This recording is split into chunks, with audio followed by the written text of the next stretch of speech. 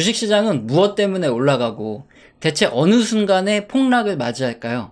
여러분은 무엇 때문이라고 생각하십니까? 사실 뭐 그걸 내가 알면 네 유튜브 보고 있겠니? 이런 질문을 역으로 던지실 수밖에 없죠. 오늘은 대체 무엇 때문에 주식시장이 움직이고 지금은 또 어떤 상황인지 함께 알아보도록 하겠습니다. 자, 먼저 미국은 소비 중심의 국가라는 거 다 알고 있고요. 그리고 미국의 주식시장이 움직이면 우리나라 주식시장도 같이 움직여요. 이유는 우리나라가 수출 중심의 국가인데 미국이 가장 중요한 이 VIP 수출국이기 때문이죠. 그래서 미국이 수입을 많이 해주면 우리나라가 수출이 잘 되고 수입을 좀 적게 하면 우리나라도 수출이 안 되면서 주식시장이 거의 같이 움직입니다. 특히 미국과 같은 경우는 이렇게 소비 중심의 국가이기 때문에 GDP의 약 63% 정도가 이 서비스업이에요.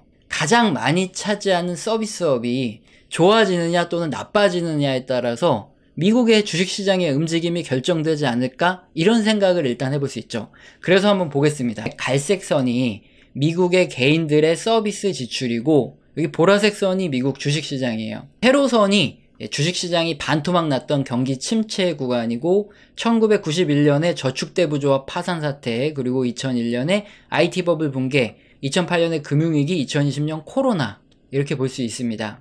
우선 사람 간의 접촉이 극히 제한됐던 이런 코로나 때를 제외하고 여기 갈색의 미국 서비스 지출을 보시면 웬만해서는 잘 줄어들지 않고 계속 우상향하는 이런 특징이 있어요. 대체 이렇게 서비스업이 크게 변하지 않는 이유는 뭘까요? 서비스업이라고 하면 우리가 여행, 레저, 숙박 이런 것들을 좀 먼저 떠올리는 분들이 많은데 그래서 경제가 어려워지면 당연히 뭐 여행도 안 가고 레저 활동 등 이런 것들을 줄일 수밖에 없잖아요. 어떻게 보면 사치품이니까. 그래서 당연히 서비스업 소비가 줄어들겠거니 생각을 하실 수 있는데 실제로 서비스업은 의료 서비스, 식품 서비스, 주거 서비스업처럼 우리 생활에 필수적으로 사용되는 품목들이 비중이 아주 큽니다. 그래서 경제가 어렵다고 당장 병에 걸렸는데 병원에 안 가나요? 하루에 3끼에서 1끼로 줄이고 뭐 경제가 어렵다 이제 노숙해야 되겠다 이런 경우는 없기 때문에 아무리 경제가 어려워져도 서비스업의 소비는 크게 줄어들기 어려운 겁니다. 그래서 꾸준히 우상향하는 특징이 나타나요. 그래서 서비스업의 지출액과 미국 주식시장 이 차트를 비교해 보시면 두 가지가 거의 연관관계가 없다는 걸 알 수 있어요. 그래서 최근에 뉴스 보시면 전문가분들이 미국의 서비스업이 견조해서 뭐 주식시장도 견조할 거다 이런 분석을 펼치는 분들이 있는데 얼핏 보기에는 그럴듯해요. 하지만 사실 상관이 없는 두 지표를 가지고 잘못 얘기하는 거죠. 그렇다면 서비스업이 주식시장을 움직이는 주요 요인이 아니다 하면은 답은 제조업밖에 없죠. 그림에서 녹색 선이 전체 제조업체들의 공장에서 출하된 금액이고 노란색 선이 주식시장입니다.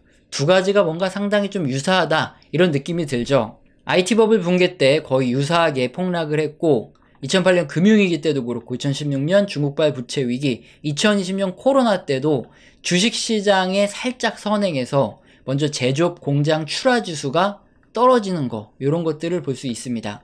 그런데 사실 미국은 소비 중심의 국가이기 때문에 GDP에서 제조업이 차지하는 비중은 과거부터 현재까지 20% 미만이었고 그나마 계속 떨어져 내려서 현재는 11%밖에 안 됩니다. 대체 왜 미국의 주식시장은 이렇게 비중이 낮은 제조업과 유사하게 움직일까요? 답은 과거부터 많은 경제학자들이 연구를 했는데 주식시장은 기업의 설비 투자 및 재고, 생산, 고용 등 결국 기업들이 어떤 행위를 하느냐에 따라서 오르고 내리기 때문입니다. 기업들의 업황이 좋아질 때는 설비 투자도 늘리고 생산도 늘리고 재고도 더 많이 비축하고 또 고용도 더 늘리고 하면서 기업들의 실적도 좋아지고 주가가 오르죠. 그리고 반대 상황이 되면 또 반대 현상이 벌어집니다. 그럼 제조업 말고 또 서비스업을 영위하는 이런 기업들도 주식시장이 상당히 많지 않냐 이런 생각을 하실 수 있는데 서비스업 기업들도 마찬가지죠. 유통 및 IT 등 이런 서비스업을 주요 사업으로 하는 아마존이라는 대표 기업을 봐도 똑같습니다. 제조업체들의 제품이 수요가 있고 판매가 잘 돼야 유통 서비스업이 호황을 맞이하죠. 그리고 IT 서비스업 또한 주요 수익은 뭐죠? 제조업체들이 많이 팔아먹으려고 광고를 많이 낼수록 이 IT 업체들, 서비스 업체들의 실적도 좋아지는 거예요. 결국 기업들의 입장에서는 제조업과 서비스업은 따로 떨어져서 움직이지 않고 거의 함께 움직인다고 보면 됩니다. 제조업과 미국의 주식시장의 움직임이 굉장히 연관성이 크게 움직인다. 이걸 우리가 알 수 있는데, 자, 그런데 지금 보여드리는 건 제조업의 공장에서 얼마나 많이 제품이 출하가 됐느냐, 이 지수잖아요. 판매가 잘 된 건 소매 판매를 봐야지 왜 제조업의 공장 출하 지수를 볼까요? 답은 소매 판매 지수는 공장에서 물건이 얼마나 나갔냐가 아니라 우리 주변에서 볼 수 있는 소매 판매점 있죠. 이런 점포에서 물건이 얼마나 많이 팔렸느냐를 평가하는 지표이기 때문에 그래요. 온라인으로 판매되는 양은 집계가 안 된다는 겁니다. 이 그림을 보면 바로 알 수 있어요. 이게 가전제품의 소매 판매 지표입니다. 2009년 이후 미국의 가전제품 소매 판매는 계속 줄어드는 걸로 나와요. 그렇다면 2009년부터 미국에선 가전제품이 점점 안 팔리느냐? 그게 아닙니다.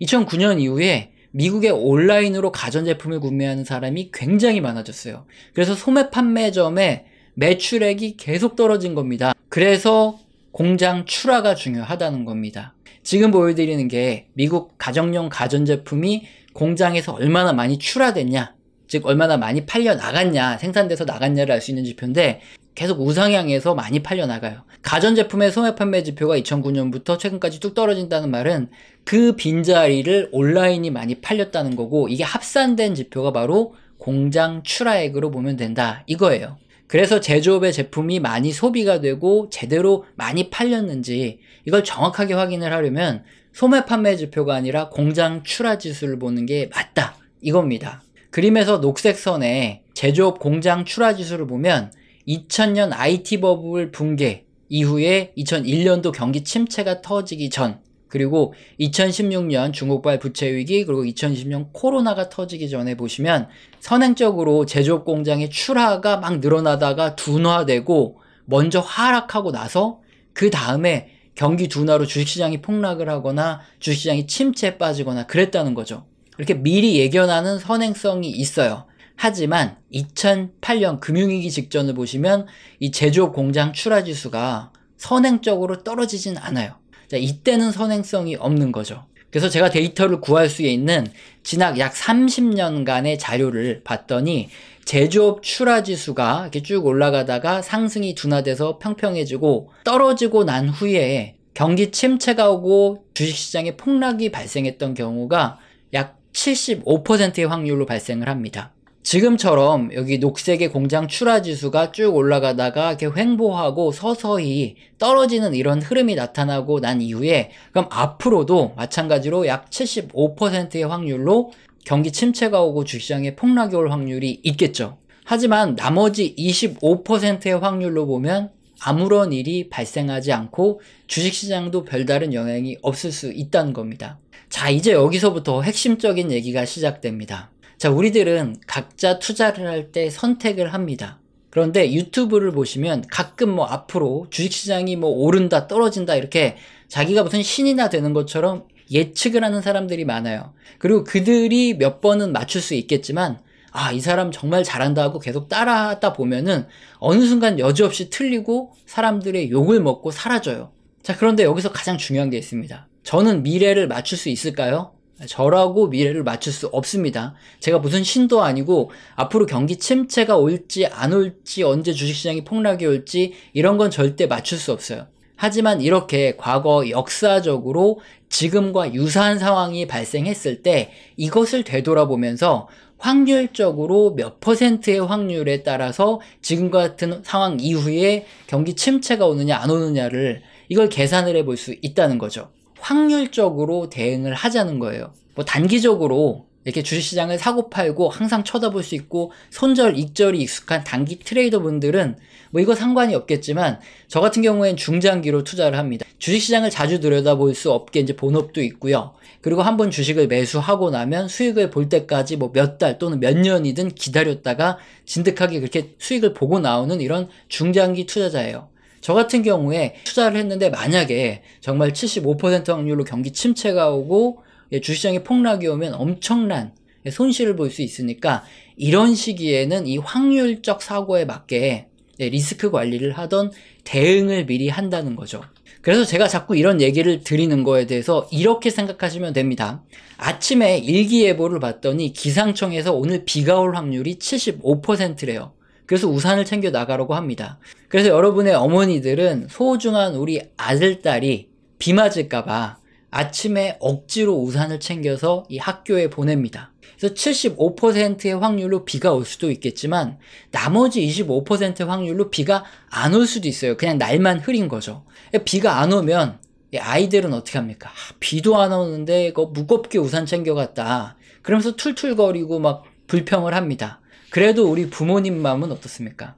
우산을 챙겨 보내서 비를 안 맞춰야 안심이 된다는 거예요. 똑같습니다. 앞으로 경기 침체가 올 확률은 약 75% 정도 되지만 25% 확률로 침체도 안 오고 주식시장의 폭락도 안 오고 그럴 수 있어요. 이렇게 경제 지표를 근거로 역사적 사실을 본 이걸 알고 있는 사람이라면 제가 잘 맞추지 못해서 욕을 먹을지라도 여러분께 사실을 알리고 조심해라 이렇게 말씀을 드려야 되는 거예요. 만약에 제가 그냥 유튜브를 이용해서 조회수만 빨아먹기를 원하는 사람이라면 이런 소리를 하는 게 하등에 도움이 안 되겠죠. 하지만 저는 혹시나 여러분이 침체, 폭락 이런 거 겪어본 적이 없으시잖아요. 자, 여기 보여드리는 그림이 지난 2008년 금융위기 때 그림이에요. 삼성전자, LG전자, 현대중공업, LG 디스플레이, 삼성물산, SK에너지 등등 이 대부분의 종목들이 당시에는 15% 하한가였거든요. 자고 일어나면 이렇게 하한가가 계속 펼쳐졌었습니다. 엄청난 패닉에 빠지고 사람들이 굉장히 힘들어했던 시기가 거의 1년 이상 펼쳐졌습니다. 뭐 자살하겠다 하는 사람도 많았고 정말 힘들었어요. 근데 혹시 여러분들은 이런 폭락을 겪어보지 못하셨을 수도 있기 때문에 그때 내 돈이 들어가 있는 상태에서 이제 주식시장이 반토막으로 빠진다. 그러면 어떤 종목을 가진 사람들은 막 3분의 1 토막이 나고 4분의 1 토막이 나고도 하거든요. 특히나 중소형주 가신 분들은 5분의 1 토막이 나거나 막 폭락이 나서 상장 폐지가 되고 난리도 아니었습니다. 저는 이렇게 경기 침체와 폭락을 겪어봤기 때문에 혹시라도 이런 일이 발생을 했을 때 여러분께서 소중한 돈을 날리고 정말 뭐 한강다리에 올라가고 싶을 정도로 그런 절망과 좌절을 겪지 않으시기를 바라는 마음이기 때문에 제가 욕을 먹든 먹지 않든 사실을 그대로 여러분께 전달을 해드리고 지금 주의해야 될 상황이기 때문에 주의를 해라 말씀을 드리는 거예요. 비가 온다는 일기예보를 듣고 우산을 챙겨드리는 마음처럼 여러분께 말씀드리는 이 마음 보시고 투자 판단에 도움을 받으시길 바랍니다. 우리 채널에서는 영상 시청하시고 도움되셔서 후원 주시는 감사하신 분들이 계시죠. 제가 말로만 감사합니다 때우지 않고 한 달 동안 소통을 제대로 합니다. 교육 같은 이런 소통을 진행하는데 여기서는 거시경제의 사이클뿐만 아니라 각 산업의 사이클, 그 업황과 함께 움직이는 종목, 기업들에 대한 얘기도 나와요. 공개된 방송에서는 좀 민감하게 하기 힘든 얘기를 하고 있기 때문에 영상 하단에 보시면 더보기 누르시면 영상 하단에 설명란 있습니다. 여기서 꼭 읽어보시고 내가 해당된다 하시면 메일 주시길 바랍니다. 그리고 영상 맨 마지막에는 우리 채널에서는 그동안 어떤 얘기를 했고 현재 어떤 의견을 드리고 있다. 이게 중장기 투자자분들한테 도움이 될 만한 얘기를 해드리고 있어요. 그래서 처음 보신 분들은 보시고 도움을 받으셨으면 좋겠습니다. 항상 증거 영상도 계속 올려드리는데 귀찮아요. 그래서 그냥 바로 설명을 드릴게요. 우리 엔비디아의 차트가 바로 우리 흑역사를 그대로 증명합니다. 제가 2019년에 유튜브를 시작했는데 2019년 말에 60% 채권을 가지고 있어라 이렇게 얘기했다가 엄청나게 욕을 먹었어요. 비아냥을 거의 한 2020년 3월 코로나 터지기 직전까지 들었습니다. 그랬는데 다행히 현금 갖고 있다가 저점 매수 이제 해야 된다. 우리 현금 갖고 있으니까 이 얘기했다가 블렌집에 부채질 하냐 이러면서 어마어마하게 쌍욕을 먹었어요. 아니 그러면 이게 맞춘 거잖아요. 그럼 이제 경제 채널에서 뭐 와 이러면서 성지순례 어쩌고저쩌고 하면서 구독자가 늘어야 되잖아요. 근데 구독자가 안 늘어요. 조회수도 안 늘고 구독자도 안 늘어 맞췄는데.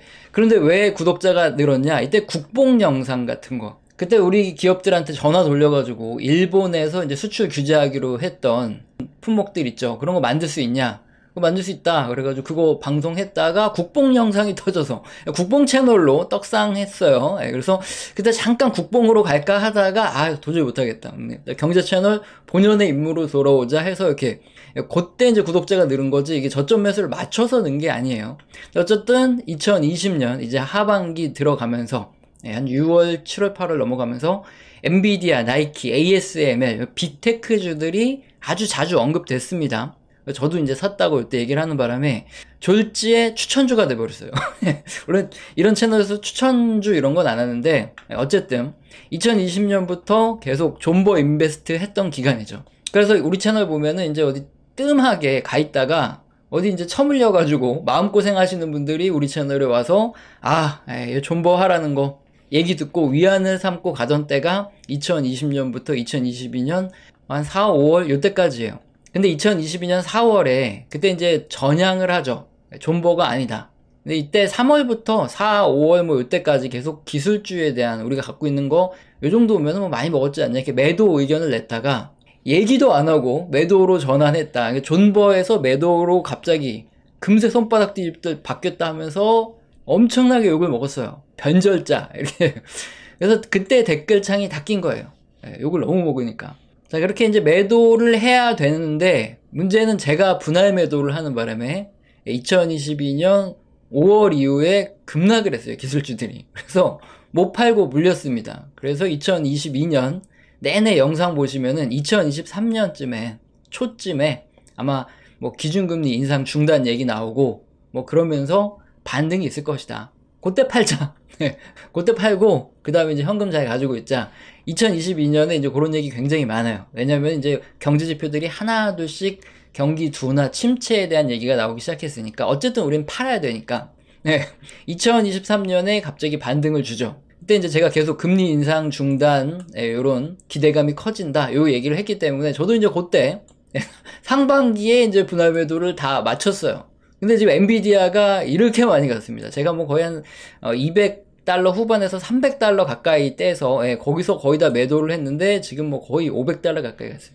이거 보면 잠이 안 와요. 그래서 엔비디아를 지금 못 쳐다보고 있어요. 근데 어쨌든 뭐 이제 100달러 부근에서 사서 이제 거의 한 300달러 가까이서 팔았으니까 이제 많이 먹긴 했는데 갖고 있었으면은 거의 한 5배 튀기는데 이거 참 환장하겠죠. 그리고 지금 뭐 더 올라갈 수도 있다 이런 얘기가 나오면 미쳐요 사람. 왜 주식을 갖고 있다가 팔았는데 더 올라가면 환장하잖아요. 그래서 지금 약간 이런 흑역사 이게 벌어지고 있다. 이게 지금 현재 의견입니다. 그래서 어떤 의견이냐 2020년 코로나 이후부터 2022년 요 초중순 그때까지가 존버 인베스트였다면 그 다음부터 이제 하나 둘씩 경기 지표가 둔화되기 시작해서 2023년부터는 사실상 이제 침체를 말하는 침체 인베스트예요. 그래서 이제 여기서는 이제 슬슬 다 정리를 하셔야 되고 이제 리스크 관리를 하셔야 된다. 이게 2023년부터 거의 뭐 명확하게 말씀드려오고 있습니다. 사실 그대로 말씀드리는 거예요. 굳이 뭐 증거 영상도 남기고 하는데 귀찮으니까. 근데 여기서 저희가 핵심적인 부분이 뭐냐, 이런 매수 매도 이 투자 결정을 여러분이 어떻게 하시냐, 이게 중요해요. 우리 채널에서는 어떻게 한다? 경제지표 다수에서 경기 둔화 신호가 나오면 그때는 이제 리스크 관리를 언제부터 경제지표 다수에서 경기 둔화와 침체에 대한 이런 시그널이 나왔냐, 2022년 이제 하반기부터 시작해서 경제지표들이 하나둘씩 경기 둔화에 대한 지표들이 나오기 시작하더니 2013년 되면서 이제 경기 둔화 신호들이 거의 많이 나오기 시작했어요. 확실하게. 자, 그러면 이제 2023년에는 가지고 있던 걸 매도하고 리스크 관리를 해야 되는 거죠. 그리고 이 매도는 사실 테크닉이에요. 오랫동안 주식시장을 하다 보니까 알게 되는 건데, 요거 그림 2022년 내내 보여드렸던 거 아직도 쓰고 있어요. 그때 당시에 기준금리가 파란색인데 이게 거의 1%도 안 올랐을 때 영상 보면 내내 똑같은 얘기를 하는데, 항상 역사적으로 어떻다? 이게 파란색이 기준금리 인상이 중단되고 하락할 때, 그때 한 번씩 주식시장에 랠리가 꼭 이렇게 오더라. 그때 이제 매도하자. 이 그림을. 어쨌든 이건 뭐 테크닉이죠. 매도는 그냥 테크닉일 뿐이고 중요한 건 우리는 어떻게 간다는 거죠. 원칙대로 간다는 거예요.